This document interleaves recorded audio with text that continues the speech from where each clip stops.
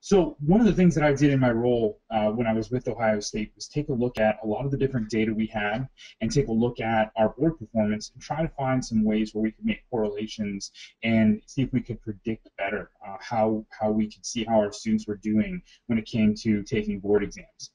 So I'm going to walk you through today sort of the process for identifying those things, what it looks like, how it worked, and share with you our story and what the results were. The first thing is really kind of getting your arms around this and saying, where do I start? There's a lot of possibilities. Board exams in your curriculum, though, they have unique components and characteristics, and those unique areas are usually your best starting point. It's not going to work every single time, and there will be plenty of areas you may identify and think, oh, this is going to be a great thing to study, and this is going to be a really correlative area as far as predicting performance, and then it turns out to not be at all.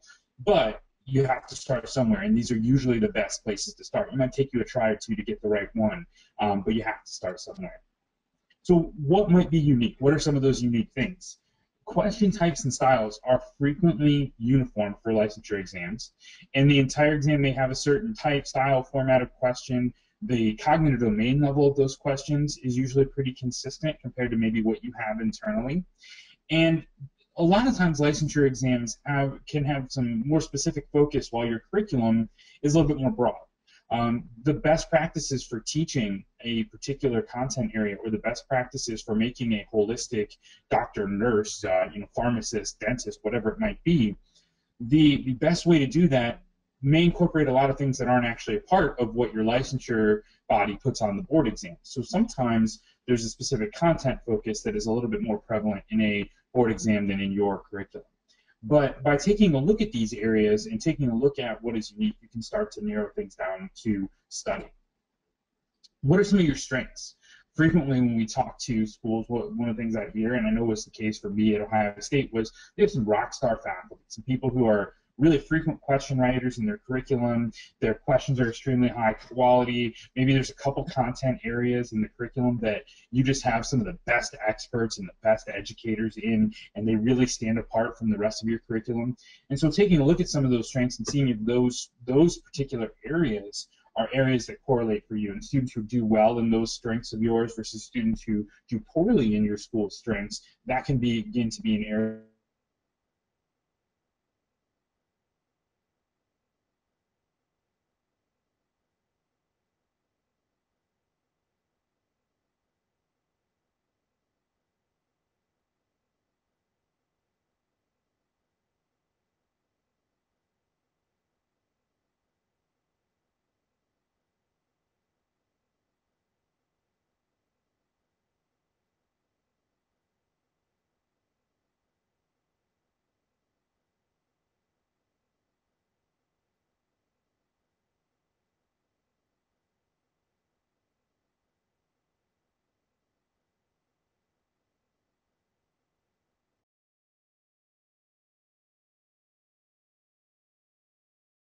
So what is it that you're not capturing that you need to capture? You need to develop a categorization scheme for items based on it. A lot of what, no matter what direction you want to go with this, and a lot of the direction we went with this, all centers around the idea of categorizing questions with categories. Take those questions, tag them with whatever categories you want it to be, whether it's board topic areas, Bloom's taxonomy, question types, learning outcomes, competencies, and tag those things with them so that you start to get metadata and category data out of your assessments to be able to use with your curriculum and your students to help improve performance and predict. So if you don't have those things, you need to identify those areas and develop that scheme for the items based on it and put it in place. I also would strongly encourage use a standard categorization scheme across all the courses and blocks. We gave our faculty the freedom to add to our mandatory categorization scheme, but we never let them not do a part of it. That way we at least were creating a baseline of data that in every block of the curriculum or every course of the curriculum was going to be present. Then the other thing is, if you're one of our current clients who's on the call today and on the webinar, the way the system works is that you can get retroactive category data. So if you don't have what you need now, but you've still been using us for a couple of years already, you've got student results in there, if you go through and categorize your questions now, it will go back to the very first time the question was ever used, the very first student that ever took the question, and it will populate you category data across that entire span of time. So you can basically instantly get a huge historical data set because it is retroactive. So if you don't have the data you need, those are some of the places to start to target so you can start pulling things together. Now, one of the things that we looked at was that there's a difference between score prediction and failure prediction. What metrics are you using now to evaluate your students' licensure performance potential? Is it, you're just ranking students by their total performance in the curriculum? Are you using maybe some practice tests? Are you, using outside resources? There's lots of different things out there. But what metrics are you using now?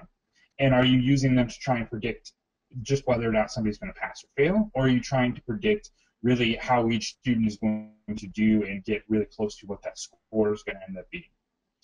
The other thing about analyzing all the results as you take a look at this is that regression analysis can sometimes be very useful for studies like this, but sometimes it can hide valuable data, and that actually was the case with us, and I'll talk a little bit more about that later. But returning back to making sure you know what you're looking for when you're analyzing your results is that predicting scores versus predicting who will fail, because there's different factors that come into play with students who are maybe in the middle and top of the class versus students who are at the bottom of the class, and you have to really know what you're looking for in order to judge whether your results are something useful to you. So a little bit about our story. We started out with some challenges. One of our main challenges was that outliers in board performance were becoming consistent, and they weren't outliers anymore. They were just a standard part of our every year performance. There was a lot of noise in our signal. There was so many things being incorporated into the sets of data that we used to predict that there was almost too much in there, and that somewhere within all that data were the few things that really did predict, but we were masking it too much. We were making it blurry by putting so much other data around it. Based on the metrics we were using, one of the other challenges we had was that those metrics that we were using to predict who was at risk for failure produced a group of students that was too large for the resources available. We're talking about 40 or 50 students who would fall into our quote-unquote at-risk category. Now, not anywhere close to that number would ever actually fail, but that was based on all the historical data we had. That was the smallest we could really narrow it down to. And so we were getting too big a group to be able to take our resources and meaningfully implement them to affect any sort of change. Now, the last bit, and maybe some of you are on the phone thinking this a little bit, or maybe you're used to dealing with people who may think like this, is that convincing the faculty that this new data wasn't voodoo, that it was really valuable, it was accurate, it was worth implementing, it was worth taking time and resources to do, because for so many institutions, you've been doing it a certain way for so long, that way sort of works, everybody's used to it, and this new data, what is this? Does it really mean anything, or are you just making stuff up? There's definitely some challenges around that and getting people used to some new metrics that are going to be looked at seriously. So we had some unique characteristics as well, going back to kind of identifying what is unique. When we looked at our licensure exam, there were some key, mostly obvious, but key characteristics. All the questions that were present on our board exam were in a clinical science vignette format. There were no just straight up factoid questions. It was all in a case scenario. Every single question was. All the questions on the exam were testing higher levels of Bloom taxonomy. You might get a little bit of argument on that to say that maybe there are some questions of the lower level there, but for the most part, and by most accounts, it's only the higher levels of Blooms that were being tested on USMLE Step 1, which was our first step of the licensure exam that we were taking a look at.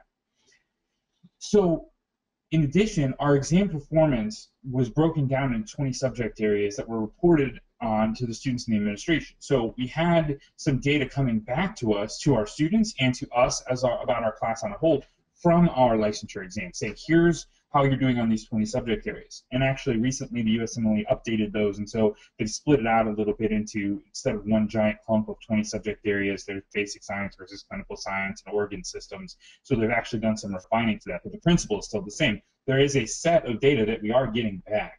And so that was another unique area that we wanted to take a look at. Can we reproduce internally some of those things that we are already getting back? The unique aspects of the exam were not reflected in our curriculum. Our exams were not exclusively vignette style. The lower levels of blooms were the absolute most frequently represented inside of our assessments. And at the time we started all of this, the students were receiving no breakdown of their performance post-exam. So we had some obvious, again, but key areas that we could start to target as far as trying to identify things and starting to track data that we could hopefully make usable. So here's what we did.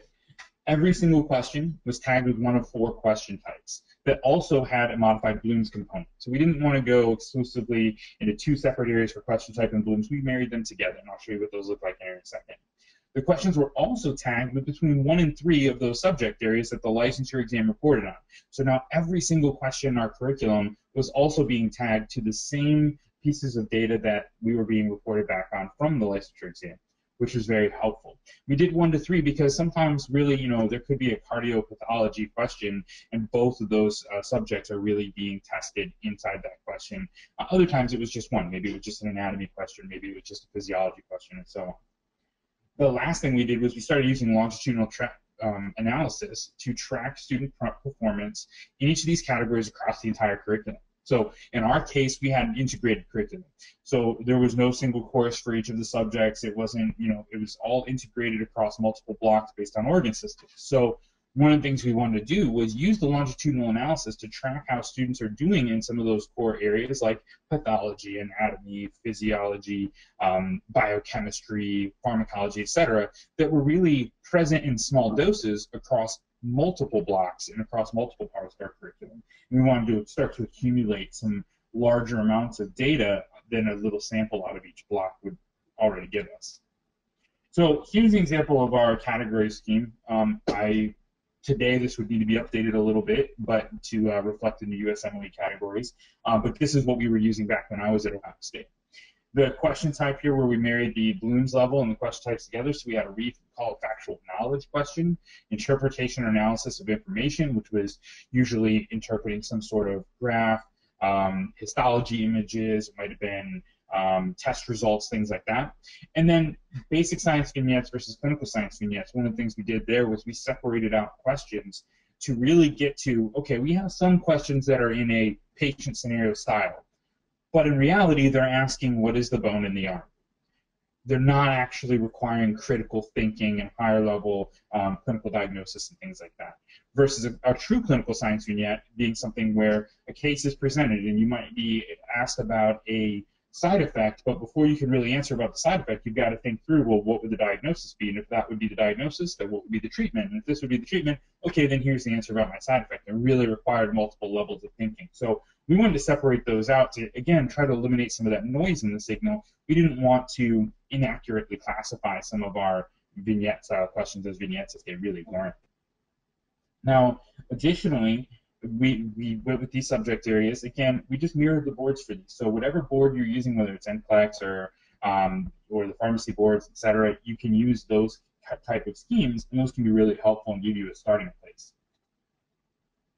Here's a look at what our first set of data looked like after we looked at the first 2 years of our curriculum and those areas I was showing you. A couple of the things that really jumped out at us were we had nearly 1,500 recall questions across our assessments in the first 2 years of the curriculum versus only 500 or 437 really of the clinical science vignettes. So we're looking at a 3-to-1 ratio, a little over 3-to-1 ratio of recall questions to clinical science vignette questions.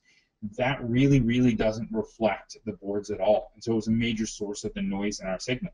And if you took a look at the class performance, you'd see that the average for the entire curriculum was 86, almost 87% for recall, and it was only 83.5 for the clinical science vignette. So there's a significant gap there compared to some of the other areas where they're a little bit closer together. Some of the other things we started looking at were the actual USMLE subject areas. How frequently were they represented within our exams, and how were our students doing in them? Were they doing well on the same ones that we were seeing good progress on when we got the USMLE report back? Were they doing poorly on the same ones? Did it correlate? Did the data actually correlate between the subjects that we were getting performance back on and what our internal curriculum was showing us? So after categorizing all of our questions, we had 3 years of category data for analysis because, like I said, everything's retroactive. We've been using the system for a while. So we took a look back at all that 3 years of category data. Now, like I've been mentioning, traditionally to identify the students at risk, we rank them by their total scores from all of Med 1, 2. And based on all of our historical data and all of the failures in previous years, for years and years and years and years, any student who had an average, cumulative average, of less than 81% within our curriculum were at risk to fail the boards. And that usually totaled about 40 to 50 students. Now, this is a pretty primitive method of identifying. We basically took the failures and plotted out, what was the span of those scores, and consistently we always had somebody from about the 50th rank, from the bottom to the bottom, fail. And now, obviously, everyone in between there wasn't all failing, but that was our window of students, and it was a large window. So we started doing a regression analysis, and so we did a regression analysis on Med 1, 2 score to the score on Step 1. We also did a repeat analysis comparing USMLE Step 1 scores to the longitudinal performance in every category. And we didn't know at first what category was going to be best, so we did it with every category. And the initial analysis showed a very strong relationship between both the Med 1, 2 total score and performance on question type, clinical science vignette, with USMLE Step 1 score. So both of them were almost equally good at predicting how students were going to do. The Med 1, 2 total score, which makes sense because it's been the metric for years and years, and it probably wouldn't be used if it didn't have some accuracy to it, was performing really highly, but so was that question type clinical science vignette. But the Med 1, 2 was still marginally stronger. That didn't sit right with us, though, so we dug a little bit deeper into the data. So what we did was we looked at the category performance on clinical science vignette, and since it was almost equally as strong, we started looking deeper into that specific category. And we started dividing the class into quartiles and ran an analysis for each one. And what we found was that the bottom 2 quartiles of category performance on clinical science vignettes showed significantly stronger relationship with USMLE Step 1 performance than Med 1, 2 total score. So something was happening inside our kind of span of data of the students there, where at the bottom, using clinical science vignette performance was a much, much better predictor than using Med 1, 2 total score. But as you got closer to the top, it actually reversed, and Med 1, 2 total score was a better predictor than the clinical science vignette performance. Why that little dichotomy exists, we never really got to the bottom of, but because we were specifically looking for failure prediction in our study and not total score correlation for every student, it was okay for us because it targeted what we were targeting, which was how to better predict who was going to fail and narrow that group down. So when the performance was ranked by Med 1, 2 total score, 40 to 50 ranks, the failures were spread out over 40 to 50 ranks. When we looked at the bottom quartile there and said, okay, how about when we rank students by clinical science vignette category score? All of a sudden, those failures all fell in the bottom 10 to 12 ranks. So instead of this huge group of 40 to 50 students and the 10 or so failures being spread out amongst those 50 ranks, the 10 failures were spread over some years exactly 10 and some years 10 and maybe 12. And so there was a lot less noise. It was a much more accurate sample set. There was there was far less false positives for identifying people, quote unquote, at risk who weren't really at risk. So we started looking into it. That's where we found, and we looked into it further, and we saw that ratio, and we wanted to change that ratio of 3.5 to 1 of recall to clinical science vignettes. And as part of a curricular redesign, we actually did that and lowered the ratio from 3.5 to 1 to about 1.5 to 1. Obviously still not ideal, but it's a work in progress. One of the other things we took a look at is specifically with the students who failed the boards, they had an average performance difference of 15% between the 2 question types. So they were really masking their struggles with their performance on those memorization recall questions. And curriculum-wide, there was a 4% difference in performance between the 2 question types. So it wasn't as great of a scale, but it was still present overall in the whole data set when we took a look at that as well. So we started doing some intervention. And what we've now identified a group that is much smaller, it's more manageable, it's something that we have enough resources to really try to do something meaningful with. And so we started looking at how could we use this ability to narrow down to 10 to 12 students better and use it for improving their performance. So we picked out the lowest 12 performers on clinical science unit questions, and we offered them extra academic counseling, tutoring, resources. We used their performance in those board subject area categories to help them create customized study plans, so that now they took a look at, with one of our academic counselors and an MD who was actually hired to be a tutor, they'd sit down and they'd say, okay, you're really strong in physiology, but you're really poor at pathology. You're really strong in biochemistry, but you're struggling in anatomy, etc. And they would develop customized study plans based off of that performance. We're going to spend an extra week on this topic. We're going to spend 3 days less on this topic, etc.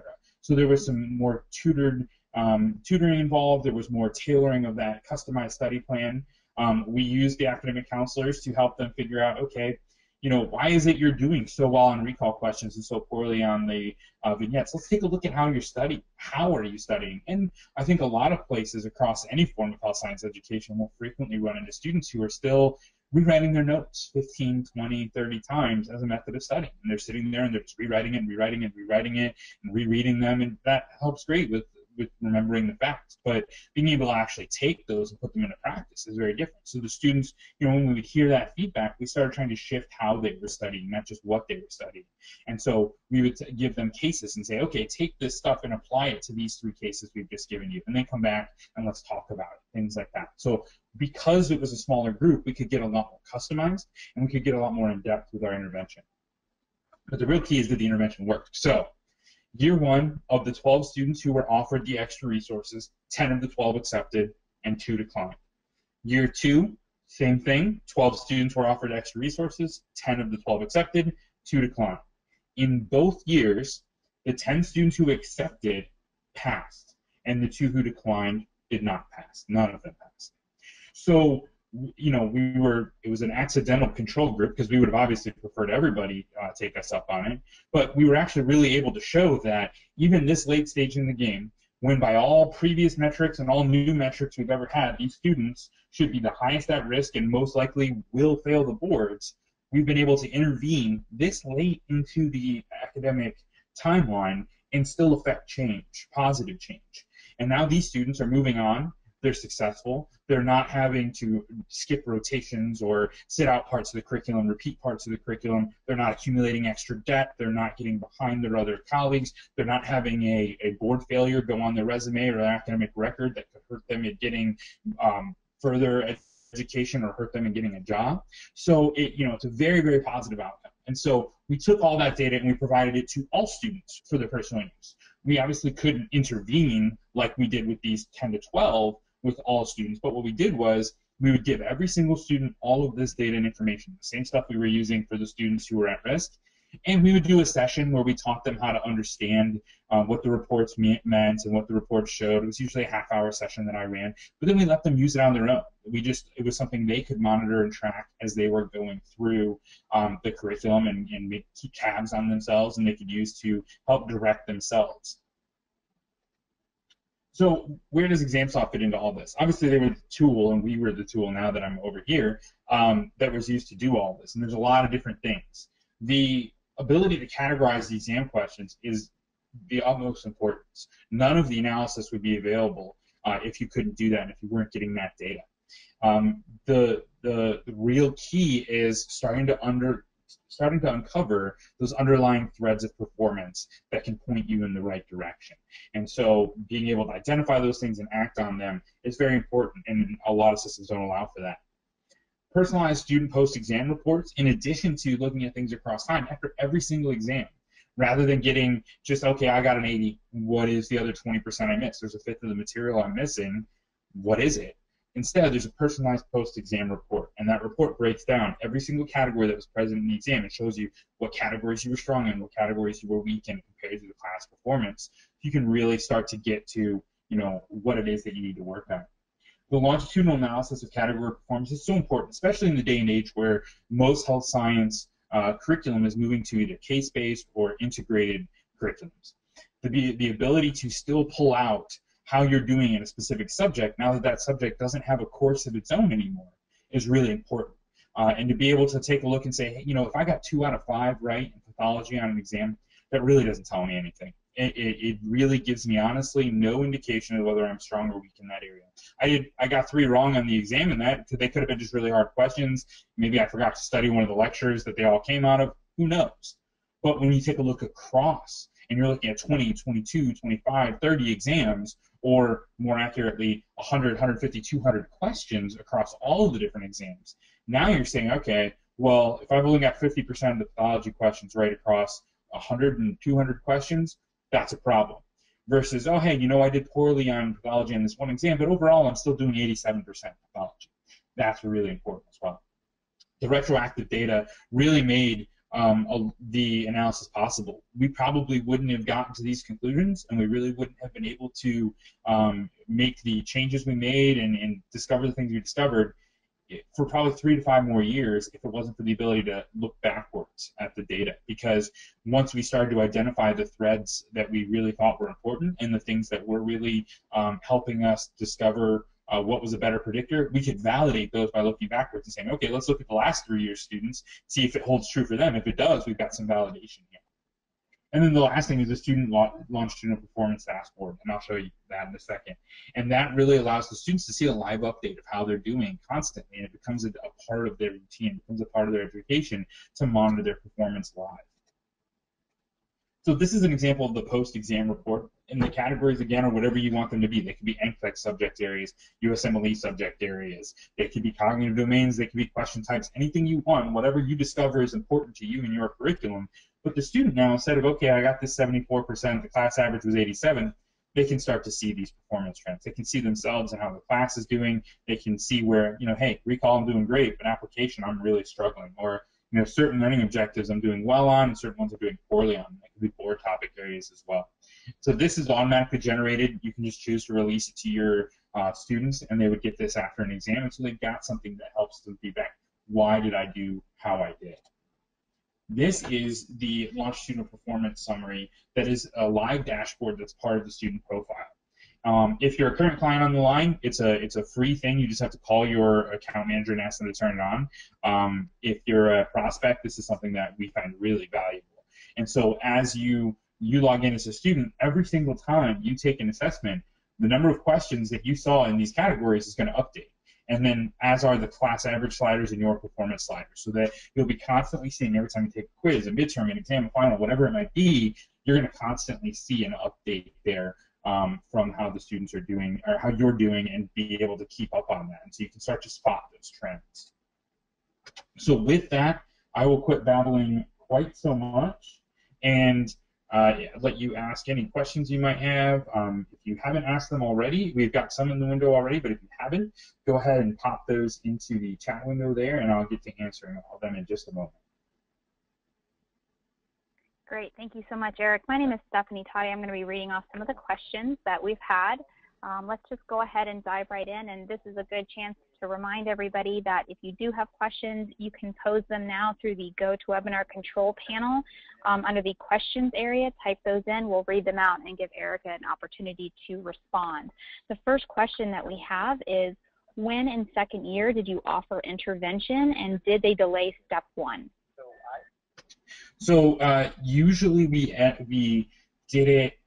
We would run it halfway through the second year, and then we would run it again at the end of the second year. And we found that it was a little bit tighter of a diagnostic tool at the end than at the middle, but it was still very, very accurate in the middle of the year. So we started with the middle of the year, pulled the worst performers, and then we did our final kind of culling of what group we were going to intervene with for the at the end of the year. Now, usually in our curriculum, we gave 6 to 8 weeks between the end of our curriculum and when you had to take step 1 and then med 3 began. So in that case, there was a kind of an open window where students just studied. That was all they had to do, and there was no curricular thing scheduled or anything like that. I think in a couple of cases, we did allow students with different circumstances to delay, but for the most part, I'd say 90–95% of the students who were included in the statistics I was showing you took it on time, just took it with everybody else.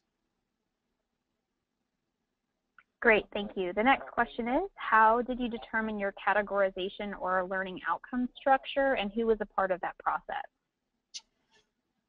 So that was an evolving process, but we started with wanting to get a little bit more information about what our assessments looked like. We didn't know really. We had an idea. We didn't think they were as high quality as we wanted them to be, but we didn't really know. It turned out they were actually fairly high quality. But we didn't know what our distributions were. We knew we had too many recall questions, but we never had any idea it was 3.5 to 1. So part of it was just kind of our own curiosity or knowing, yeah, this is probably something we should look at, was the impetus behind some of them. Part of it was just taking a look at the boards and saying, okay, we're going to use the board subject areas. Boom, that's a default category. Oh, the boards only uses higher level blooms and uses clinical science vignettes. Those are going to be categories. We then took a look at what would be important to our different constituencies. So the students are one constituency and they have certain desires and needs for the feedback and data, but sometimes those are a little bit different than even the faculty desires for data and what they would want to see, and then the administration as well. So we kind of thought through each of those three constituencies and said, okay, students really want to see stuff that pertains to boards. It's going to help them with boards, stuff about learning outcomes in the actual curriculum. So we took our curricular map and we took our lecture level learning outcomes and we tagged those in too. Our faculty, they wanted to see things like, especially in team taught blocks where there was maybe 30 faculty, tagging the actual author of the question, so that if a student had struggled with all of that author's questions, they could go straight to that author and say, hey, of your 17, I missed 15 of them. Help me out. And that way, faculty knew, hey, the students all seem to be struggling with your questions. Let's work on those. Let's see what that is. Am I not giving you enough time to teach your material? Is it too difficult questions? Or are they not in the right format? What is it? And so we looked at some of those things more for the faculty and a little bit for the students.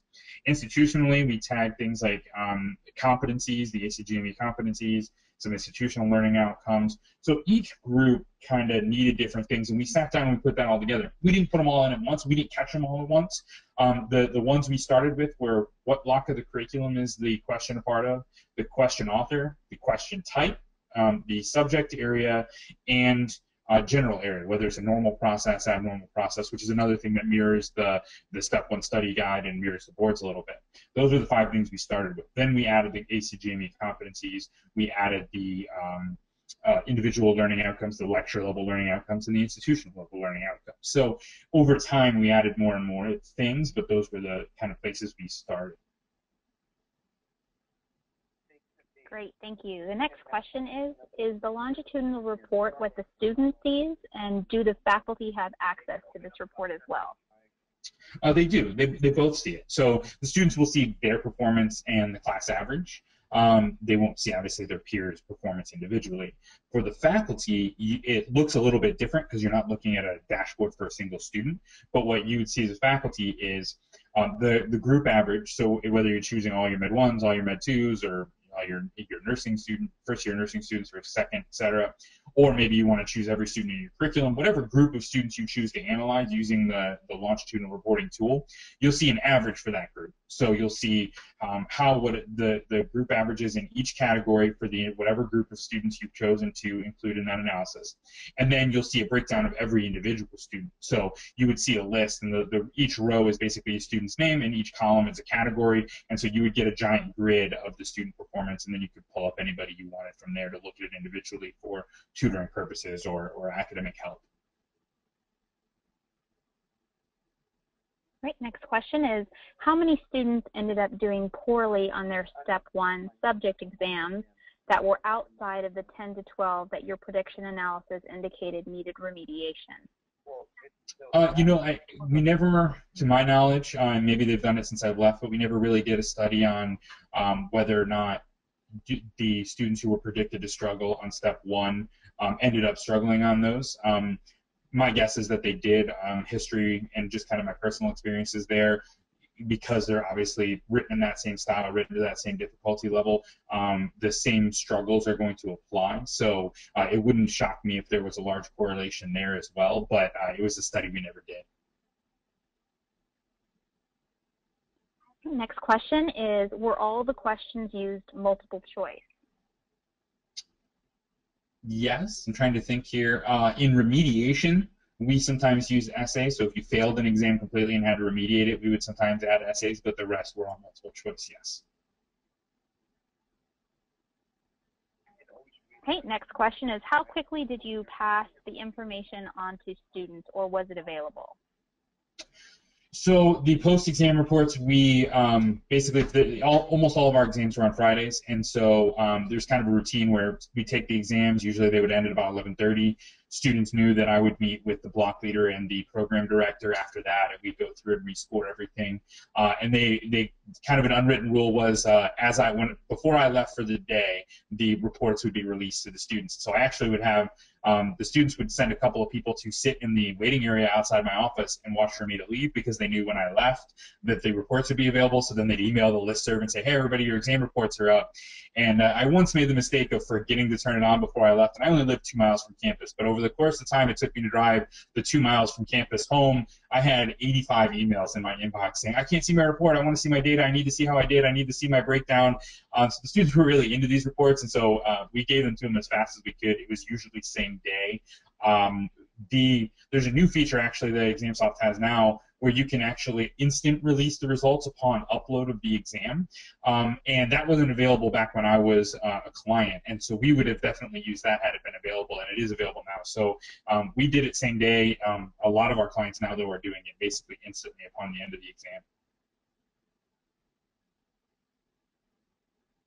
Great, thank you. Next question is, did you discover a, quote, sweet spot, end quote, in the number and variety of tags applied to questions? Yeah, we did. I think we found that some of our tags weren't really that useful. We found that really tagging what block it came from didn't turn out to produce any useful data. It was more an organizational thing that could be accomplished by what folder you save the questions in. So I think, over time eliminated that. We found that other than directing students to a faculty member or helping faculty work with a faculty member who was struggling with questions, that actually tagging the names didn't have that much valuable data for analysis or research purposes. The sweet spot for us was about that 6 to 7 category range, where it included the lecture level learning outcome, so that if they missed it, they could go back and say, okay, what lecture did this learning outcome get covered in? It was these 2 lectures, and so they had kind of a direct tie-in on the content to know what to go back and look at. So that one was ended up kind of in our core group. Obviously the USMLE subject areas, the question types, and the general areas. Those were the 4 main ones. And then obviously, since the subject areas, there might be multiple of those. So usually like 4 to 7 we found to be our sweet spot and found to be the most valuable to us as far as tracking things. Oh, and the ACGME competencies, just because it was really nice to be able to pull that data up when LCME came to visit. Great. Next question is, did you see any students eventually fail that were not predicted ahead of time, or was your prediction analysis and reports 100% accurate? I was only there long enough to see 2 years of the intervention program and results from the intervention program go through. So in the 2 years of data I saw, it was 100% accurate. Whether it still is to this day, I don't know, because despite my best pleas, they don't let me see that data anymore. So I still have lots of friends there, and we still talk frequently, but they can't share that data with me since I haven't worked there. So the 2 years I saw, it was 100% correlative, but in future years, I don't know.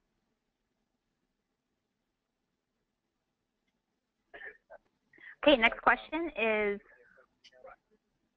does this process work for different types of question types?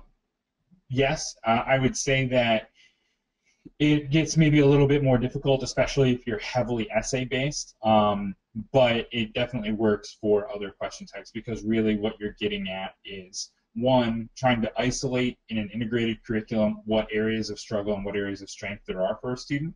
And then the other thing is to get to really those cognitive levels or types that they're going to see on the exam. So were the things we found to be the most valuable. And so even if that's through other forms of questions, it still works. And we've got other clients of ExamSoft who are doing similar things to that. With our rubrics platform, one of the things you can do for essay questions that helps make getting this information out of essays a little bit easier is that you can actually tag each row of a rubric with those categories, just like you would tag them to questions. And so rather than getting one set of category data performance out of a question by saying, okay, you got 9 out of 10 on this, so you therefore get 9 out of 10 on all the categories that were applied to it. Essays are a little more complex than that. That 9 out of 10 might mean you got all of this all 9 of the areas and 0 of this other area. So by using the rubric and then isolating your categorization to each row, that you can get some of the more accurate and parsed out data even though you're using an essay style of grading. So the rubrics definitely helps with getting that out of other forms that aren't multiple choice. Great. It looks like at this point we've got 2 more questions left. We're going to go ahead and make this a final call for questions. If you have one, now would be the time to go ahead and type it in. Eric, the next question we have is, what delivery method were you using for the actual exam? iPad in class? So the first several years we used student-owned laptops. Eventually we did go to an iPad 1-to-1 ratio program where we gave iPads to all the students, Ed 1 through 4. So at first it was student-owned laptops. We'd give them some minimum requirements, and they would just make sure they had something that met those.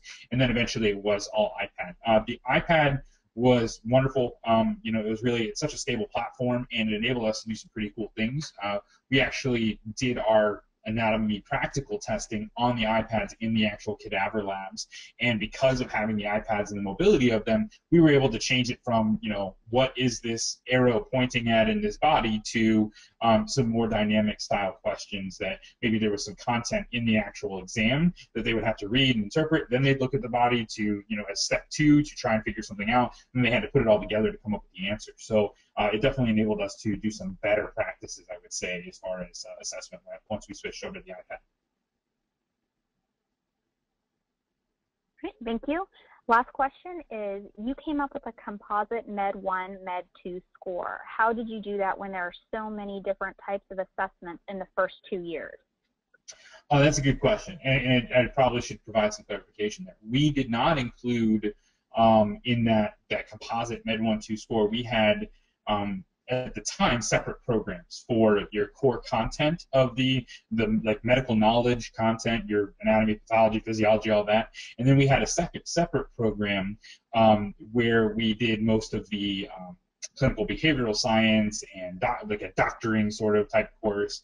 I'm not articulating this particularly well, but we had separated those things in another program. So when we looked at the Med 1-2 total score, we were just looking at their total score on quizzes, midterms, and final exams that were based on actual medical knowledge content from the curriculum. Now, my last year there, we did put in a new curriculum that actually combined all those things together and included those things on the same exams and included them as part of the same curriculum and same program and everything else. So that was a part of a kind of a further effort to integrate and to change the way those things were taught. But the Med 1-2 averages that we had used historically to predict were basically all about their medical knowledge scores and didn't include things like OSCE scores.